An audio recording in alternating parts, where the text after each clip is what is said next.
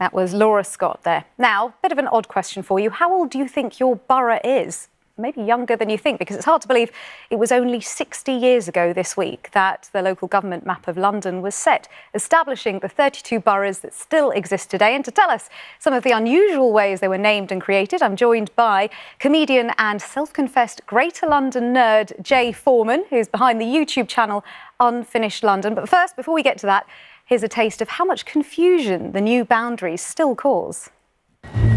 Excuse me, I'm trying to figure out if this is Essex or London. I'm just asking a few people. Oh my God. No? Oh my God. Don't get me on that. I'm an Essex bird, so it's Essex. It's like Greater London. We're in Romford, Essex. No argument there, mate.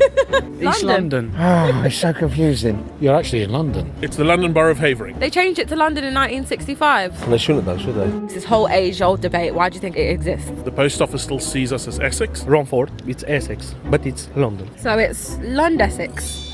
Yeah, if you like. Yeah, that's a good one. Yeah? In my heart of heart, I feel more Essex. But that's because I grew up in Essex. I just think it's London, to be honest. No, I'll still say Essex. It's Essex, and no one has changed my mind. You can take the girl out of Essex, but you can't take Essex out of the girl. I'm going to go shopping now, mate. All right, well, have fun. Take care. Well, do you know, I love the guy at the beginning who had a really strong reaction.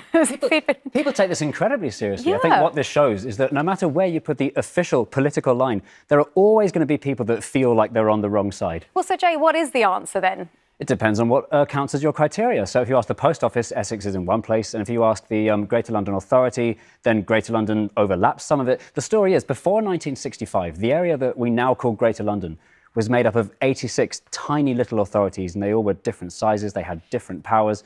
And it was decided in the 50s that this all had to change. They had to make it 32. They decided that was the correct number, 32 areas of more or less the same size. OK, give us some fun facts now about how some of them were named. Well, the best way they named them, in most cases, they just went with whichever of the former brothers that got merged had the most famous names. So, for example, Westminster, there was a choice between Paddington, Westminster and St Marylebone. They went with Westminster because it's the most famous one, but they didn't necessarily go with that. There were some where there were arguments for ages. One of the most controversial was they merged East Ham and West Ham, and they couldn't. The two sides were massive rivals for decades. They couldn't decide what to call themselves.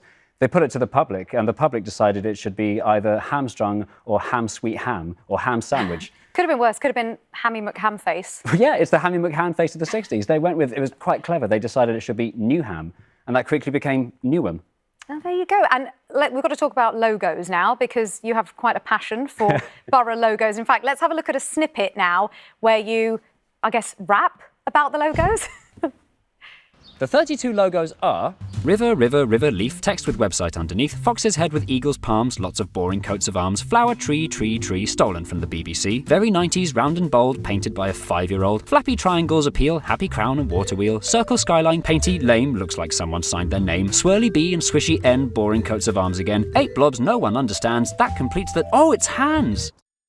Hands? I mean, what is that about? Why is that? I never realised it was hands until I was trying to make that poem come together, and then I stared at it for ages like, oh, that's what it's meant to be. But is it officially hands, or have you just, You'd have to ask the people at Camden Council. I might have got it wrong. Fair enough. So why do you think people still feel quite strongly, and there is a sense of connection and identity to their boroughs? I think it's because it's where people live. They take it very seriously. I think your local borough council has a stronger presence in your everyday life than national government, because you see it on the bins, on the leisure centres, the parking wardens, and people take it quite seriously.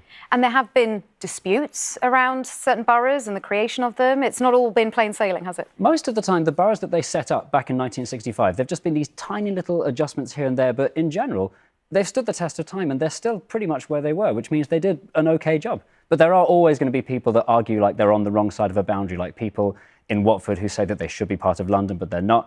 There's now this strange idea that maybe Slough should join Greater London. So who knows what the map's going to look like in another 60 years? Wow. Well, yep. Well, hope we won't be here to celebrate it, but it will be an interesting to look at. And thank you for talking us through that. Who knew boroughs could be so interesting? Jay, thank you.